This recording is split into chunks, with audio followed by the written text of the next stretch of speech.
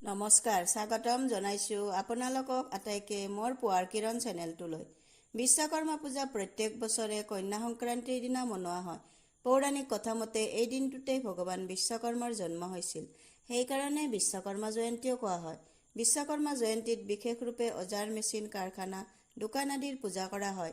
আজিৰ ভিডিঅ'টোত আমি জানিম 2022 বছৰটোৰ বিশ্বকৰ্মা পূজা কেতিয়া হ'ব, দিন বাৰ কি হ'ব, লগতে পূজাৰ সময় কেতিয়া হ'ব আৰু পূজাৰ বিধি কি।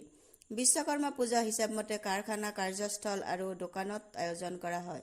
সেইদিনা কাৰ্যস্থল সুন্দৰভাৱে ফুলেৰে সজায় আৰু পাণ্ডাল বনায়।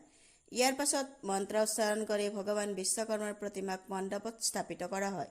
তাৰ পিছত নিজ নিজ পৰিয়ালৰ সৈতে ভগৱান বিশ্বকৰ্মাৰ পূজা অৰ্চনা কৰি সকলো অজাৰতেই ফট লগোৱা হয়। লগতে চাকি ধূপৰে পূজাও কৰা হয়। এই পদ্ধতি অৱশ্যে সকলে নিজৰ ঘৰৰ অজাৰ তথা মেচিনাৰী সামগ্ৰী সকলো ইলেক্ট্ৰনিক সামগ্ৰীতে ফুট লগাই বিশ্বকৰ্মাৰ নাম লৈ পূজা কৰা হয়। পূজাৰ শেষত প্ৰসাদ বিতৰণ কৰা হয় আৰু পিছদিনা বিশ্বকৰ্মাক বিসৰ্জন দিয়া হয়। এই বছৰ 2022 বিশ্বকৰ্মা পূজা 17 ছেপ্টেম্বৰৰ দিনা শনিবাৰে হ'ব।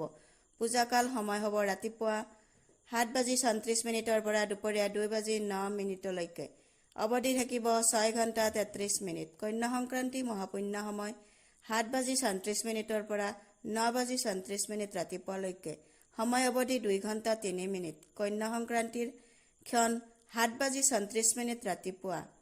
মোৰ ভিডিঅ'টো শেষলৈকে চোৱাৰ বাবে আপোনালোক আটাইকে বহুত ধন্যবাদ জনাইছোঁ আৰু আগলৈকে এনে ভিডিঅ' পাবৰ বাবে মোৰ চেনেলটো ছাবস্ক্ৰাইব কৰিবলৈ নাপাহৰিব।